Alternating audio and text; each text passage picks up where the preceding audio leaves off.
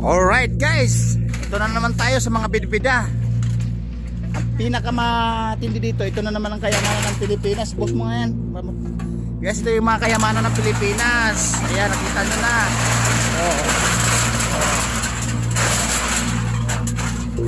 Yan yung kayamanan ng Pilipinas guys, na hindi pa napapansin o na-discover pa ng iba. Ito sinasabi ko na medyo malupit ang kilo nito. Pag naka isang truck ka na o isang sidecar na motor, marami ka ng pundo. Alright, katulad nito guys, nakita nyo na yung makakapal na alloy. Sako-sako na po yan, binubukod po yan.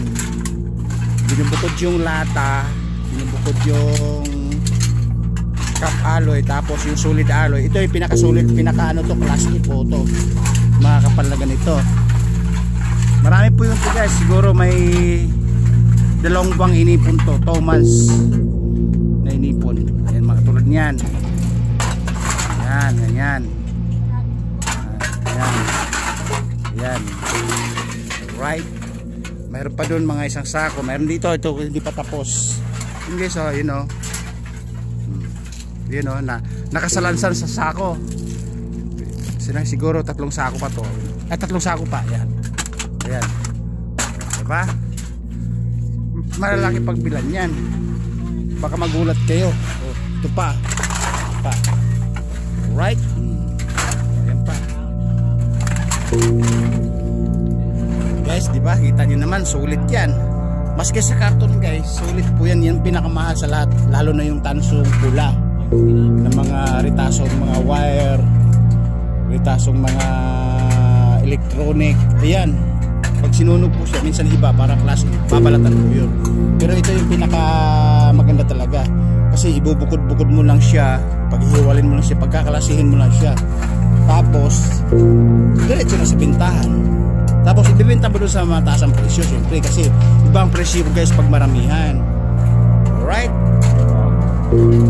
ano naman, diba? Iba talaga yung diskarte ng Pilipino, diba? Diskarte ng bawat Pinoy na hindi mawala ng pondo, na hindi mawala ng pagkikitaan. Kaya nga kami guys, araw-araw may ginagawa, araw-araw busy, araw-araw gahol yung oras namin. Alright? Yan ay naisingit lang namin yung trabaho na yan, kasi pag hindi kinuha dito, hindi namin asikasuhin at hindi maibenta, tatambak naman dito sa loob yan. Ang aming budiga ay always overwhelming sa stocks, lalo na yung karton guys, nakita niyo naman. Every 4 days, 3 days kaming bibiyahe, kasi nga pag sumagad sa bubong yan, may palatandaan na biyabiyahe na naman sa kumpanya. Ito guys ang matikas talaga. Back to the issue, ito yung mga ano na to, mga alloy, ingkan, saka mga lata. Alright, kita nyo naman mga ganito guys diba, kita nyo naman. Yan ang sinasabi ko sa inyo na kayamanan ng Pilipinas na hindi pa na-discover ng iba. Pag na-discover ng iba yan, oh my goodness, hindi nawawala ng pundo yan, hindi nawawala ng kwarta yan, hindi nawawala ng pera sa wallet. Alright, ayan guys, si Oscar at dating ano yan, statman ng San Juanico Bridge. Alright, hindi ba dito kasama yan? Dito yan, yan.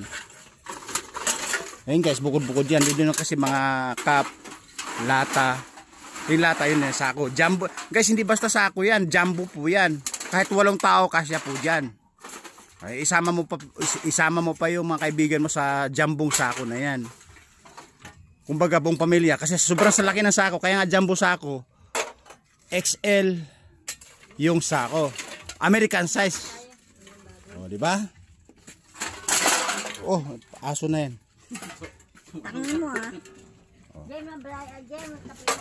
Oh, nakita niyo naman guys ang routine ni Biyahero Mabunganga at routine namin everyday, araw-araw, kung paano kumita ng pera at paano dumiskarte na hindi nawawala ng pondo at pera. Alright? Ayun, may alloy pa daw kami guys dun. Anong alloy ba yan? Mga makakapal. Makakapal. Hindi pa nakatayan kasi hindi mo pinailalim ng bahay. Pag nakaangat na ganyan, hindi ginagalaw yan. Pero pagka nakailalim yan, kakatayin yan. Kaya guys, nagkatay kami kahapon, di ba? O yun, malinis na yung silong namin. Tanggal na yung aloy, tanggal na yung bakal, lahat basura. Kasi nga, nadaanan kasi ng bahayan. Kanilis namin kahapon, binukod-bukod yung mga aloy sa mga ingkan. Alright? Alright guys, pinapakita ko lang sa inyo yung mga bida-bida at routine namin araw-araw kung paano dumiskarte at kumita ng pera. Okay? May nalalaman ka naman sa discarding Pilipino. Babu!